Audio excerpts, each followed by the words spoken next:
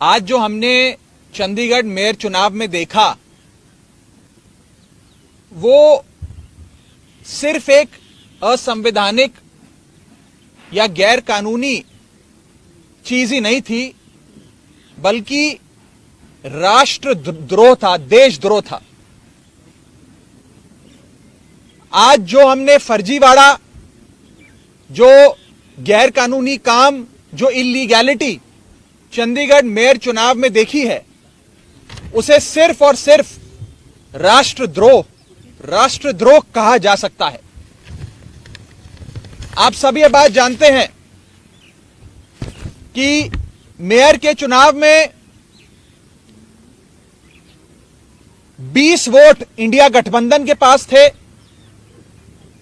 और मात्र 16 vote Bharatiya Janata party के पास थे। 15 और साथ में अगर मैं एक और अन्य वोट भी जोड़ दूं, जहां 20 वोट आम आदमी पार्टी और कांग्रेस पार्टी के इंडिया गठबंधन के पास थे, वहां गठबंधन का जीतना, इंडिया अलायंस का जीतना तय था। और अपनी हार को सामने देख बीजेपी ने षड्यंत्र रचे। सबसे पहले 18 जनवरी को होने वाले चुनाव में प्रिसाइडिंग अफसर, जो चुनाव कराता है अफसर, उसे बीमार करके अस्पताल में भर्ती करा दिया ताकि उस दिन चुनाव ना हो। फिर चुनाव की जब नई तारीख आई जो हाईकोर्ट ने निर्धारित करी, उस बीच ऑपरेशन लोटस करके आम आदमी पार्टी की और कांग्रेस के पार्षदों को खरीदने की कोशिश करी गई। जब बीजेपी का ऑपरेशन लोटस भी फेल हो गया, तो बीजेपी ने आज आप सबकी आंखों के सामने और आप सबके कैमरों में कैद जो फर्जीवाड़ा किया है, पहले मैं सिलसिलेवार तरीके से आपको बताना चाहता हूं। बीजेपी ने अपने ही पार्टी के माइनॉरिटी विंग के ऑफिस बियरर को प्रिसाइडिंग अफसर बनाया, यानी कि जो शख्स घोषित भाजपा का सदस्य है, उनका ऑफिस बियरर है, पदाधिकारी है, उस माइनॉरिटी विंग के सेक्रेटरी को प्रिसाइडिंग अफसर बनाकर उसकी देखरेख में चुनाव कराने की घोषणा करी। चुनाव में जब वोटिंग समाप्त हुई और काउंटिंग की बारी आई, तो इस भाजपा के ऑफिस बियरर प्रिसाइडिंग अफसर ने किसी भी पार्टी के इलेक्शन एजेंट को आगे नहीं आने दिया। आप सब जानते हैं, आप सब चंडीगढ़ मेयर चुनाव देखते आए हैं, जब भी वोटों की गिनती होती है तो इलेक्शन एजेंट, तमाम पार्टियों के इलेक्शन एजेंट अपनी आंखों के सामने काउंटिंग टेबल पे खड़े होकर काउंटिंग करवाते हैं। लेकिन पहली बार इतिहास में देखा गया कि इलेक्शन एजेंट्स को दूर कर दिया गया, उन्हें टेबल के नजदीक नहीं आने दिया गया। और उसके बाद जो हुआ, आपने देखा कि कैसे भाजपा के इस पदाधिकारी ने, जो प्रिसाइडिंग अफसर था आज के चुनाव का, उसने अपने पेन से बैलेट पेपर पर इंक लगा लगाकर उस सारे बैलेट पेपर को इनवैलिड किया और फिर चुनावों की गिनती में, वोटिंग में, वोट काउंटिंग में उस एक एक बैलेट पेपर को इलीगल घोषित किया। पहली बार चंडीगढ़ मेयर चुनाव में कुल 36 वोटों में से 8 वोट इनवैलिड घोषित कर दिए गए। इतिहास में आज तक नहीं हुआ। आम आदमी पार्टी और कांग्रेस के गठबंधन को 20 वोट पड़ने थे, हमें 12 वोट पड़े और हमारे 8 वोट इनवैलिड घोषित कर दिए गए। और भाजपा का एक भी वोट इनवैलिड नहीं घोषित किया गया। भाजपा के और उनके कुल वोट 16 थे, उनको 16 वोट पड़े और आम आदमी पार्टी के 20 में से 8 वोटों को इनवैलिड यानी कि अवैध घोषित करके हमारे वोटों को घटाकर 12 कर दिया गया।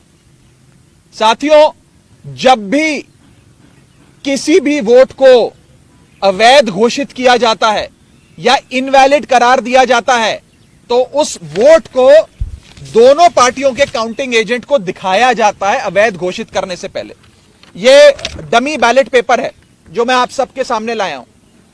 जब काउंटिंग के दौरान इस प्रकार के बैलेट पेपर को इल्लीगल घोषित किया जाता है तो प्रिसाइडिंग अफसर, अगर मान लीजिए मैं प्रिसाइडिंग अफसर हूं, तो मैं दोनों पार्टियों के इलेक्शन एजेंट को वो दिखाऊंगा बैलेट पेपर कि देख लीजिए यहां इनके निशान बाहर लगा हुआ है, ये इनवैलिड है, मैं इसे अवैध घोषित कर रहा हूं। ऐसे दोनों पार्टियों के इलेक्शन एजेंट को दिखाया जाता है और दिखाने के उपरांत उनकी सहमति से, और जो डीसी चुनाव हैं, जो डिप्टी कमिश्नर बैठे हैं, उनकी सहमति से इस वोट को अवैध घोषित किया जाता है।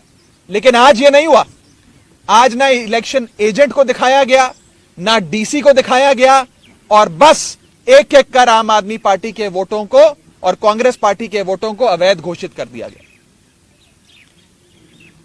यह दिखाता है कि भारतीय जनता पार्टी इतने छोटे से एक मेयर के चुनाव में, म्युनिसिपल कॉरपोरेशन के मेयर के चुनाव में, अगर इस प्रकार की गैर कानूनी असंवैधानिक घटनाएं को अंजाम दे सकती है, तो आप सोचिए कि लोकसभा चुनाव की हार देखते हुए ये लोग क्या करेंगे। क्या भाजपा इस देश को नॉर्थ कोरिया बनाना चाहती है कि इस देश में चुनाव ही ना हो, और चुनाव सिर्फ उसी स्थिति में हो जहां भारतीय जनता पार्टी पूरी मशीनरी को रिग कर पूरी चुनावी प्रोसेस को विशिएट कर चुनाव जीत सके।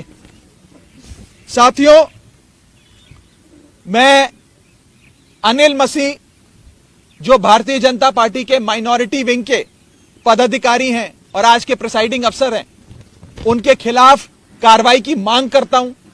आपराधिक मामला दर्ज होना चाहिए और उनकी गिरफ्तारी होनी चाहिए। ऐसे लोग और ऐसी पार्टियां जो हमारे देश की लोकतंत्र की सरेआम हत्या कर रहे हैं, उन लोगों को बाहर रहने की कोई आवश्यकता नहीं है। उन लोगों की सही जगह जेल है, उन लोगों को जेल होनी चाहिए।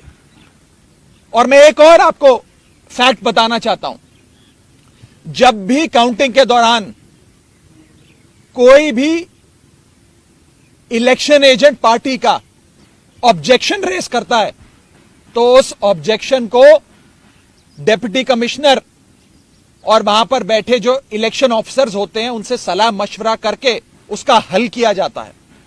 आज पूरे सदन में हंगामा चल रहा था, लोग आपत्ति दर्ज कर रहे थे, प्रिसाइडिंग अफसर के कंडक्ट पे सवाल खड़े कर रहे थे, लेकिन प्रिसाइडिंग अफसर इलेक्शन कराते रहे, काउंटिंग करते रहे, और जैसे ही बीजेपी के कैंडिडेट को उन्होंने घोषित किया बतौर विजेता, उसके बाद जितने भी बैलेट पेपर थे काउंटिंग के, उन्हें जल्द से जल्द हटाकर एक कमरे में लॉक कर दिया गया। न जाने उन बैलेट पेपर्स के साथ इन लोगों ने आगे क्या किया होगा। बैलेट पेपर तक किसी पार्टी के किसी प्रत्याशी को, किसी काउंसलर को नहीं दिखाया गया। बैलेट पेपर तक गायब कर दिया गया है। यह आज सरेआम देश का एक महत्वपूर्ण शहर चंडीगढ़ में आप सबकी आंखों के सामने घटा है। मैं बस इतना ही कह सकता हूं कि भारतीय जनता पार्टी इंडिया गठबंधन से इतना घबरा गई है, इतना डर गई है कि अब वो इस प्रकार की असंवैधानिक घटनाएं, गैर कानूनी घटनाओं को अंजाम दे रही है। मैं सीधा बस इतना कहना चाहता हूं कि भारतीय जनता पार्टी ने जो आज चंडीगढ़ मेयर चुनाव में किया है, वो सीधा सीधा देशद्रोह है। यह देशद्रोह से कम चीज नहीं है, और इन लोगों के खिलाफ कार्रवाई होनी चाहिए। नहीं तो इस देश के आम आदमी का लोकतंत्र से और चुनावी प्रक्रिया से विश्वास उठ जाएगा।